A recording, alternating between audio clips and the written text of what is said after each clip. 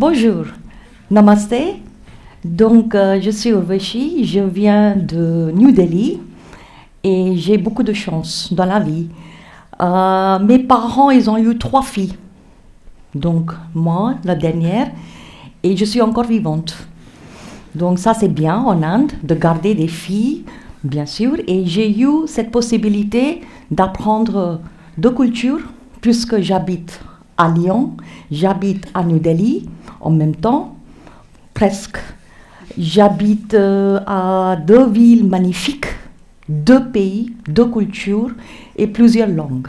Donc aujourd'hui, modestement, je parle avec vous en français. C'est ma première présentation en français. Donc aujourd'hui, je voulais vous inviter à un petit voyage un peu loin à New Delhi, ma ville. Donc, bien sûr, New Delhi, c'est la capitale de l'Inde. C'est majestueux. Nous avons des grandes rues. Il y a des beaux monuments historiques. Mais comme peut-être je vous pose une question, que pensez-vous de l'Inde? Et je pense que le premier, même maintenant, à ce moment-là, vous allez dire, oh là là, c'est un pays peuplé, crade, sale. On vit dans un montagne des ordures. On est vraiment dans un pays dystopien.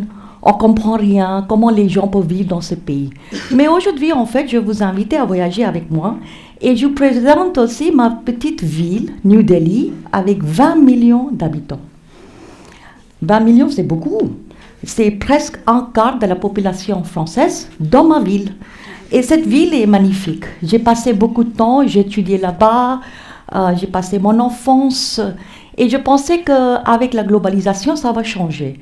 Bien sûr, l'Inde va changer un peu, bien sûr, et on parle de 2084. Mais aujourd'hui, je commence mon voyage, bien sûr, avec les arbres. Ce n'est pas un voyage avec un joli hôtel ou Taj Mahal, des monuments historiques, parce que les arbres font partie de notre ville. Je suis grandi avec ces arbres. Ces arbres, c'est dans la rue. On les adore. C'est des lieux de rencontre. C'est des monuments historiques pour nous. C'est des arbres jeunes, petits, grands, centenaires. Et on a bien sûr un banc autour de ces arbres. Donc, New Delhi, ce n'est pas des grosses montagnes des ordures, les plastiques, emballages. Et en plus, parfois je rigole avec mes étudiants ici, je dis, bien sûr, non seulement on traite nos propres déchets, on traite les déchets des autres pays, en plus, on a une mauvaise réputation dans le monde. Vous voyez, la Chine, l'Inde, c'est des grands pays pollués, mais en fait, vous ne vous rendez pas compte, on est 1,3 milliard. Et personnellement, je vous invite à voyager un petit peu ma vie quotidienne en Inde. Donc, les arbres, non seulement ils abritent beaucoup d'oiseaux, bien sûr, aujourd'hui, on ne peut pas couper les arbres. Il y a même les adresses postales, bien sûr, vraies adresses postales autour des arbres. Le bureau se trouve derrière cet arbre, lieu de rencontre, lieu de repère. Et aujourd'hui, bien sûr, même les arbres poussent partout à New Delhi. Même ils ont un petit danger avec nos petits chars métalliques ou des bus. On ne peut pas couper les branches. Donc, bien sûr, on commence notre voyage, la journée avec les arbres. Les arbres sont bien sûr décorés tous les jours. On met des fleurs, il y a des bancs autour. Et la vie quotidienne, bien sûr, de contemplation, de réflexion. Parfois, je me promène en été, il fait 40, 43 degrés. Mais sous les arbres, bien sûr, il fait 38. C'est moins chaud, mais c'est bien. Je trouve ça bien. Et parfois, je trouve que parfois les arbres sont tellement puissants, ils poussent nos barrières. Ils détruisent les trottoirs, mais ce n'est pas problème. On a un travaux public. Bien sûr, on va attendre quelques décennies pour réparer les trottoirs. Mais ce n'est pas grave. C'est pas grave. Donc, on commence la vie sous les arbres. Parce que bien sûr, la vie commence, le voyage, avec notre hôtel. Et sous les arbres, nous avons street food. On adore nos street food. Vous pouvez trouver variété des boissons, jus de fruits, des fruits partout, puisque nous sommes presque végétariens en Inde. 90% des Indiens sont végétariens parce que nous avons plein de traditions, beaucoup de religions, on mange pas ça, on mange pas ça, le vache est sacré, le singe est mignon. Donc, on ne peut pas manger la viande. Et il fait trop chaud. Il fait trop chaud, donc on va aller vers les cannes à sucre, notre street food. Pas besoin de dépenser beaucoup, vous voyez, les prix, c'est 10 roupies. 10 roupies, c'est-à-dire, c'est moins d'un centime d'euro. Donc, pourquoi dépenser pour Coca-Cola ou pour des boissons qui nous coûtent beaucoup plus cher? Et plus, il n'y a pas d'emballage, pas de conservateur. Nous sommes là, tranquilles, entre les amis, après les cours, avant le travail, après le travail, pour avoir ces jus de fruits. Donc, on a plan B toujours. Street food nous séduit tout le temps. On ne peut pas être indifférent. On peut être, bien sûr, avec la famille. Et j'avais peur de vivre, bien sûr, en France et retourner chaque fois en Inde pour trouver des changements. Mais non, mes photos que j'ai prises par hasard comme ça dans la rue, je trouve que même les jeunes, ils adorent ça. Donc, depuis des siècles, on a suivi les mêmes gestes, des gestes très simples, authentiques. Et pour nos grandes sorties avec les enfants adorent ça. Donc, les fruits viennent de partout de l'Inde, c'est petite économie, slow food, et en plus, ces gens sont aussi des auto-entrepreneurs. Moitié de notre économie aussi, ça appartient à ces gens qui sont des étals sur la route, les bords de la route. Vous pouvez boire du thé, vous pouvez boire tout. Alors, et puis, notre voyage vers midi. À midi, qu'est-ce qui se passe? Vous allez... je ne sais pas, dans une boulangerie pour acheter des petits snacks. Et nous avons des livreurs, des lunchbox, ça va dire presque les boîtes déjeuner qui viennent depuis chez vous jusqu'à votre bureau à l'université. C'est une grande organisation unique au monde. Ça fait 125 ans, ces livreurs qui appartiennent à une religion, à une association qui compose de 5000 hommes, de la même caste, c'est très complexe, je ne peux pas vous expliquer dans quelques minutes. Ils apportent notre lunchbox, notre boîte déjeuner, tous les jours. Il n'y a pas d'erreur. Sans aucun système informatisé, sans être branché avec les portables, avec aucun système informatisé, et ça fait 125 ans. Donc parfois je rigole dans mon quartier à Lyon, je dis oh là là, il y a Uber Eats, Foodora. Mais non, nous avons un système plan B. Vous avez votre boîte déjeuner tout de suite livrée à votre lieu de travail ou même à l'école parce qu'on n'a pas de cantine. Donc ces gens apportent tout. Parfois, ces gens n'ont pas aussi eu l'occasion d'aller à l'école, ils sont illettrés, analphabètes, mais ils ont un codage. C'est unique au monde. Et aujourd'hui, bien sûr, l'association de ces Dabbawalas, ce qu'on dit en hindi, sont très très connus. Ils ont même inspiré tous les startups américains. Il y a aussi la logistique urbaine qui est performante. Et il n'y a même pas une erreur. Il y a une erreur parmi 6000 boîtes déjeuner qui sont livrées à votre bureau. Donc, bien sûr, on a des livreurs, bien sûr, Uber Eats, mais à l'ancienne. Ils n'ont pas besoin des taxis ou des camions, tout ça. Tout fait sur la tête avec, bien sûr, un système de logistique très impressionnant. Donc, je commence... Aussi, bien sûr, on est dans les shopping. C'est la journée. J'adore faire le shopping en Inde, ça m'a fait plaisir. Parfois, j'écoute mes amis français, ils disent oh là là, on doit aller au supermarché, c'est ennuyeux, oh là là, c'est horrible. Mais en Inde, on a toujours des petits magasins. On a bien sûr beaucoup de temples, des temples hindous, bouddhistes, jains, beaucoup de religions, mais on n'a pas encore les temples de consommation. On a résisté. On n'a pas ces grands temples. Et la première fois que je suis venue en France, parce que j'adore la France, bien sûr, en 92, avec un programme d'échange, j'étais dans une famille française, très gentille, très sympathique. Ils m'ont montré leur cave. J'étais horrifiée. Mais même, j'étais vraiment surprise avec des congélateurs. J'ai jamais vu dans ma vie. Immenses congélateurs, des frigos américains. Je dis, oh là là, est-ce qu'ils attendent une guerre? Non, vraiment, j'ai jamais vu des frigos américains dans ma vie. Parce qu'en Inde, on a des tout petits icebox glaciaires, parce qu'il y a manque d'électricité, donc on achète en petite quantité tous les jours. Et donc, je pensais qu'ils avaient beaucoup plus de choses que dans mon petit magasin. Donc, en Inde, on adore ça. On va au matin, l'après-midi, tranquille. Ces gens, on les connaît depuis des années. C'est le grand-père, après c'est le fils, c'est les enfants. Et on achète en vrac. Ça fait des siècles, on fait toujours ça. Pas besoin, bien sûr, d'emballage. Vous venez, vous discutez de tout et de rien. Achète, même si vous voulez 5 grammes, ils vous vendent 5 grammes. Donc, pas besoin d'acheter en grande quantité et avoir peur d'avoir de Troisième Guerre mondiale, par exemple. Donc, j'aime bien faire mon shopping en Inde avec des épices, pardon. On a aussi chez moi des livreurs de lait, parce qu'on n'a pas besoin d'acheter des grosses bouteilles de lait. Donc, on a chaque matin, à 6 heures du matin, on a ce monsieur, ça s'appelle Milkman en anglais, bien sûr. Il nous livre, si vous avez besoin, 5 millilitres ou 2010 millilitres, vous pouvez acheter le lait frais. Ce sont des paysans qui viennent autour de New Delhi.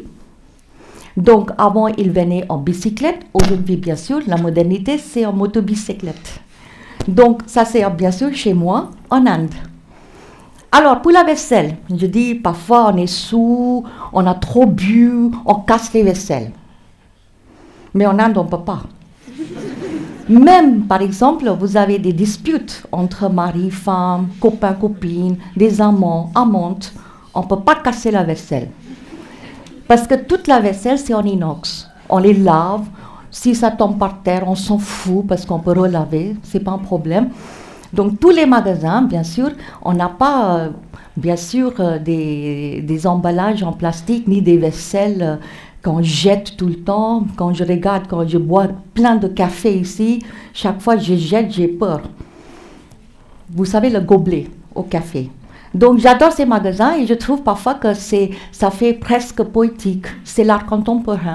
On n'a pas besoin de musée. C'est dans la rue, dans les magasins. Et en plus, on répare tout.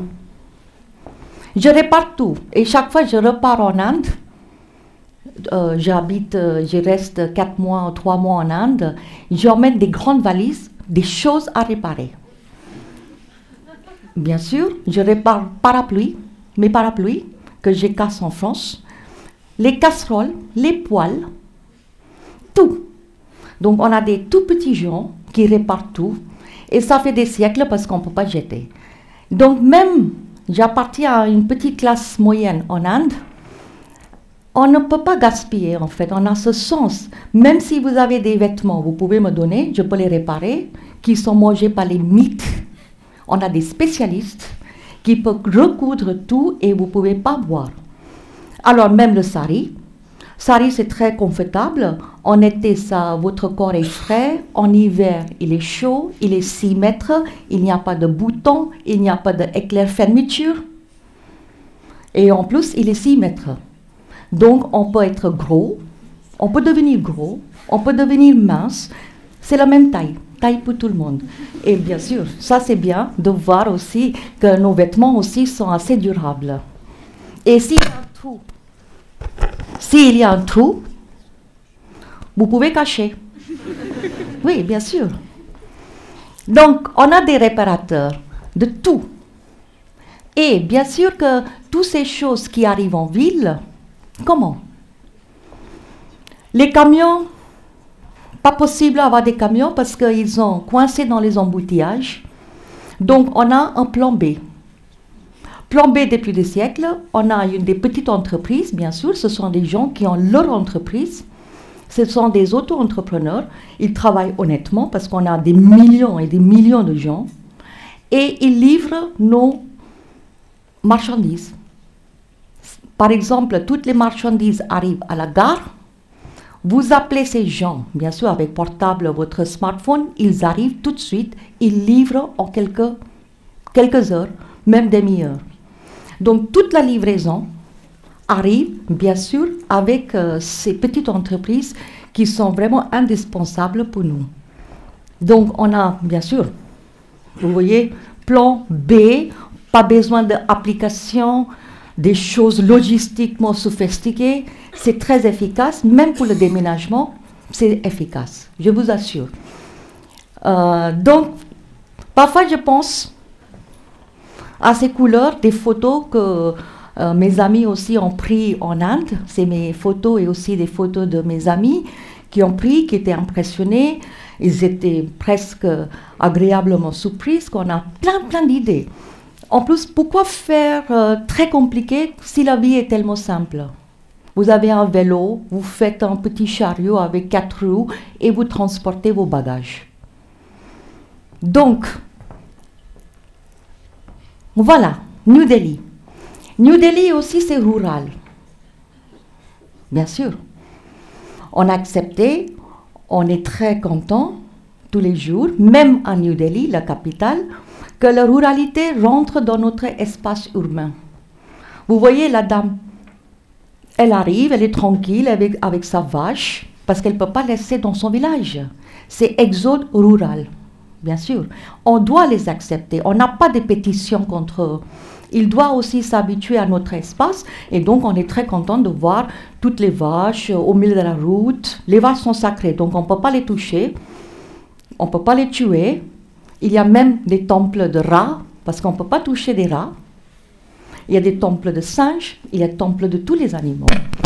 Donc, bien sûr, la ruralité entre dans la capitale, parce que moi, je suis très urbanisé, branché.